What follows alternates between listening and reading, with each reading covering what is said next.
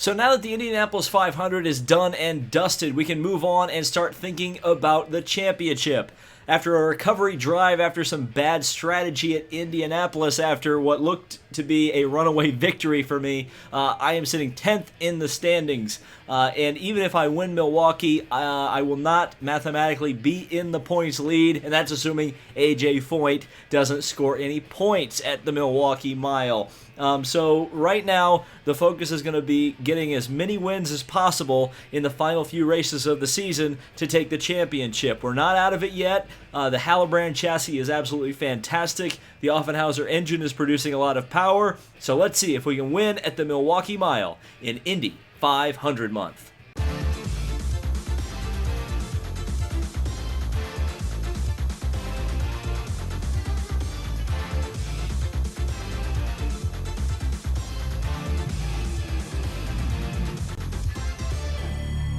All right, Jim Clark, one of the drivers who has done really well this season. A dominant victory at Trenton, but a crash at Indianapolis relegated him to 20th with no championship points. So that's why he's down in the dumps at the moment. But as you can see, he's on the pole position as Bud Tinglestat's going to go out, take third. But Jim Clark's 119 is going to be a pretty big number. But then again, I think I've gone faster than that. Let's see what I can do in qualifying here at the Milwaukee Mile. Alright, unlike Indianapolis, this is a best of 2 laps rather than an average of 4. But regardless, I think I'm going to put up a pretty big number considering I was 5 miles per hour faster tthan the Lotuses. And of course, Jimmy Clark's Lotus is on the pole right now at Milwaukee. We'll see. A 5-speed gearbox may not be the best thing around a short track like this. We'll see. As I get rolling down the main straightaway, a lot of times my warm-up lap is a lot better than my actual qualifying laps. Of course, the warm-up doesn't count for anything. I was on the rev limiter going into turn 1, so I need to remember to shift up. Halfway down the back straightaway. Arc it off into 3 and 4. Again, way out of the groove, so no bueno out here. And hard on the throttle, driving it off. Let's see what the warm-up speed is. 123. Oh boy, this is going to be a huge possible number here. If I can get this lap right as I got down on the apron there to get the car to turn. Down the back straightaway, up a gear. This is the corner that I screwed up the last time, 3 and 4. On the throttle, okay. And off of the corner I go, right next to the wall. Oh boy, 125, so 6 miles per hour faster than Jimmy Clark right now. I think a lot of that has to do with the automobile I'm using, but regardless, wow, what a speed that is. Down a gear. Let's see what I can do off of the corner this time around. Oh, I'm going to hit the wall. Oh, yeah. Checkers or wreckers. I think I still got the pole in 123, despite I was on 3 wheels. So, an easy pole position there for me. Jim Clark, only 6th. Only 6th. So, yeah. Looks like most of the field is in the 119 range, though. Let's take a look at the full starting grid. Yeah, it's A.J. Foyt, my championship rival.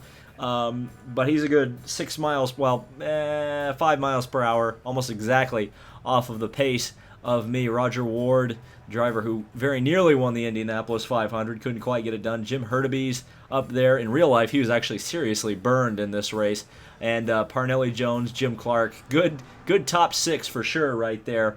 And then we go down through the rest of the field. Fred Naylor bringing up the rear at 111 miles an hour. So pretty interestingly varied field, but we know this Hallobrand's fast. Let's get to 25 laps of the Milwaukee Mile.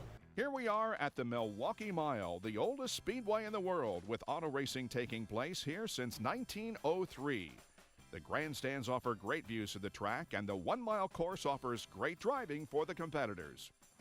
So the loading screen said that 1964 was the final win, or the final major win for a roadster in competition, IndyCar competition.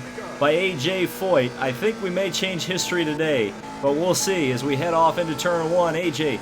dives in behind, and he will follow me closely behind is Roger Ward, and then another roadster behind him. Not sure exactly which one that is.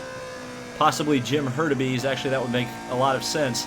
To go through turn 3 and just absolutely leave AJ in the dust. Got a 7/10 of a second lead and had the rear view camera on and unable to turn it off there for a second. Not sure why that was, but regardless, a big time sprint race here compared to the Indianapolis 500. It's kind of a nice change of pace for sure to go around a mile oval, only 25 laps. This would have been, what, 15 laps of the 500? Maybe, something like that. I'm not good with math. But anyway, you didn't come here for math, you came here for racing. That's exactly what we're doing. And look at that pack behind. They are going to cause a crash, I think. That looked like Jim Clark making contact with a roadster. Not sure which ones were involved in that one. It possibly wasn't even Jim Clark. Who knows? But this race usually doesn't end up as crazy as the Milwaukee 200 later in the year, because there's simply not as much opportunity for lap traffic, especially when I drive that poorly and slide way out of the groove. And it's Parnelli Jones in second, Jim Clark in third. AJ has fallen through the field. Not sure why he's so far back now. He must have gotten snookered underneath. Somebody must have stuck their nose in and forced AJ out of the groove, and then everybody came in on the inside, and I'm just pulling away, as I kind of expected to do with this Hallebrand that was so dominant at Indianapolis. And really, had I just pitted when I had my biggest lead, probably would have won the race, because all I would have had to beat was Foyt. But regardless, sometimes things don't work out that way. And I don't think Foyt's even in the points right now. Did I see that Foyt was all the way in the back? Or not all the way in the back, but out of the points. If you're outside of the top 8, you don't get any points. And that would be the best possible scenario right now in terms of my championship hopes. No, Foyt's in 6th. Never mind. Johnny Rutherford up to 4th. Jim Clark is now into 2nd. So Clark is going to be the other guy who's going to be tough in the championship. He's got 10 points because of his win at Trenton. And despite the fact that he scored none at Indianapolis, that certainly doesn't take him out of the championship fight, not by a long shot, especially with the potential to not score any points at all in this championship. Every point certainly counts when you can score them. And that's absolutely what I'm trying to do right here. Again, it's going to be a bit of a battle to even catch AJ, seeing as he's probably one of the few drivers that scored points in the first 2 races. And again, I don't know when we can actually catch AJ Foyt, especially if he continues to score points. Even though he's running in 7th now, he's not on the board. He's car number 1, so I don't know. No, now he's 6th. He keeps trading places with 7th place, and it's making my points as they run not work very well. But 6th, that's where I finished in the Indy 500, so that would give him 3 points, which would put him up to 17. So assuming the race ends the way it is right now, which of course that's a big assumption, because I almost assumed that at Indy and I would have been wrong, but I would then have 13 points to AJ's 17, and then I think Jim Clark would actually take the points lead, because he would have finished 1st and 2nd and 20th, and the cumulative points would be more than both myself and AJ, even though AJ will have scored potentially 3 points race finishes. But then again, he's up to 5th now, so continuing to claw away at it. If he gets to Clark, then I'm a little bit concerned, because if AJ just finishes 2nd the rest of the season, that does not bode well.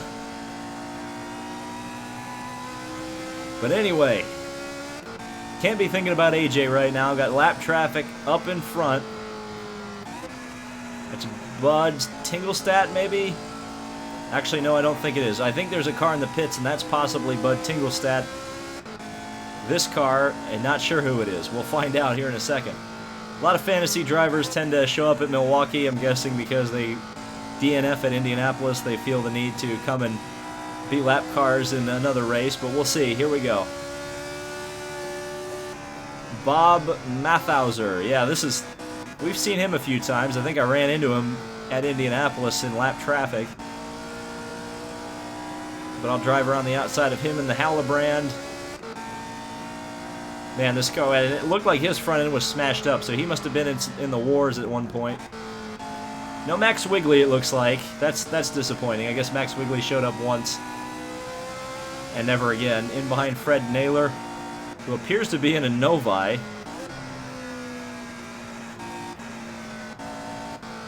Very slow, very slow. Slowed me up quite a bit through the corner. I'll drive around the outside of him. Yeah, that is a Novi. Or a Curtis chassis. Possibly not a Novi engine, though. I suspect it is. And already on lap 14, 11 laps to go. As I said, this race is going to tick by pretty quickly, as you'd kind of expect it to. Up into 5th gear, dive it down, on the brakes, down a gear.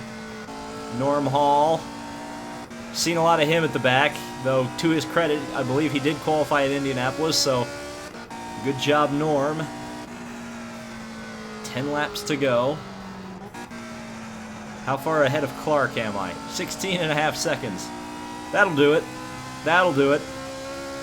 This is an absolute beatdown, especially considering that Milwaukee, the lap times are not that long. So if I'm ahead 17 seconds, that just tells you how much of an advantage I have with this Hallebrand. It's got such an advantage that I might use it in 1965. But then again, I think about that, and I realize that was stupid, because at Indianapolis, you almost have to upgrade because the AI are so tough there, and strategy is such a major key. I don't know if the Hallebrand is good enough to run there 2 years in a row without upgrades. Then again, I suppose I could throw a 1965 motor in and see what happens. But I'm thinking pretty far down the line here. Not keeping your mind focused on the current era, David. 64, you're in the 1964 season. Don't need to be thinking about 65 yet. You gotta be thinking about the 64 Milwaukee 100, which I'm trying to win here, and trying to lap a bunch of cars, which I should be doing here in the next couple of laps as we begin lap number 18.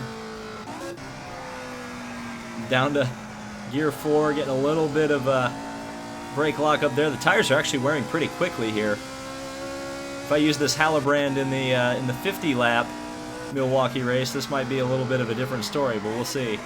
Down a gear, car sliding just a little bit.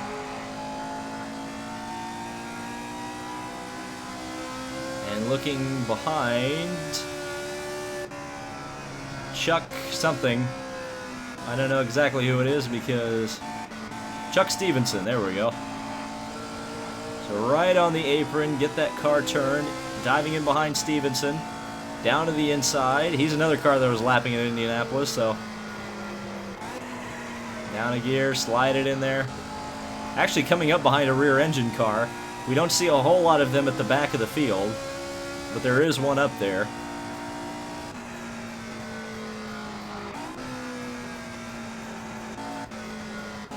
Troy Ruttman just ahead. Car ducked and dived just a little bit behind Ruttman.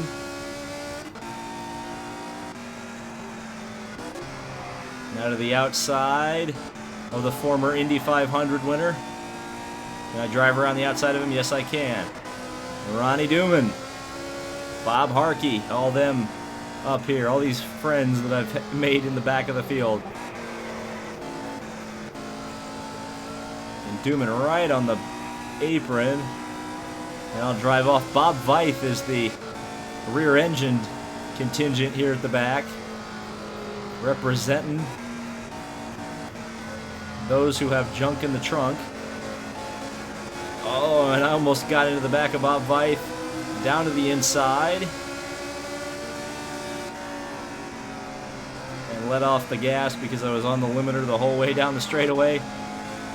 Because I'm just that cool. In behind Veith. Oh, don't touch him. Oh, I touched him. Oh, God. Oh, God. That's what we call a bump draft right there. You don't want a bump draft in 1960s Indy cars, I can tell you that. Bad idea, David. Bad idea. But regardless, I'm back running pretty fast. Still well ahead of Jim Clark, but again, Clark's going to take the points lead. Unless Parnelli Jones has something to say about it, but I don't think he will. So the championship fight's going to get pretty close after Milwaukee here. A lot of contenders going to be making themselves known. Myself, AJ Foyt, Jim Clark. Pretty exciting times here. Come up to 2 laps to go here at Milwaukee. Could have also said 2 miles to go, but, you know. Got a couple of roadsters up there. If I can potentially lap them, we'll see. Down a gear into 4th. Hard on the throttle, right down. Almost under the line. Sliding the car out just a little bit. Crossing the start-finish line. White flag is out here at Milwaukee. A nice 25-mile cruise in the park, pretty much. Out of 1 and 2. Down the back straightaway, up a gear. Down a gear. Hard on the throttle. Bob Wente, not going to get him. Going to cross the line 20 seconds ahead of Jim Clark. That is what we call a beatdown in Albuquerque. And let's see, as everybody else crosses the line, exactly where everything shakes out. Jimmy Clark, is he going to get second? And AJ Foyt's up to third. That is what we call a close championship that's about to break out here. As Clark takes second, Foyt takes third, just ahead of Parnelli Jones. Don Branson, Johnny Rutherford, and Lynn Sutton also scoring points, as well as Roger Ward. So down through the rest of the field, we take a look at Bud Tinglestad as the last driver, 22nd place after some sort of issue early on in the race that made him go down to the pits. Not really sure why, but it's me taking the win and closing in on the championship lead. Not quite there yet. Obviously, it's going to be very, very close. I believe Foyt retains the championship lead because of this. Jimmy Clark is in second, and I will be in third. Probably Parnelli Jones is up there as well as Roger Ward. So still a wide open championship here in 1964. This is probably as competitive as I've seen it. Well, probably because the drivers are as competitive as they've ever been. So thank you guys so much for watching. This has been David Land on YouTube. Be sure to subscribe for more Indy 500 month and Indy 500 evolution, and we'll see you in the next video.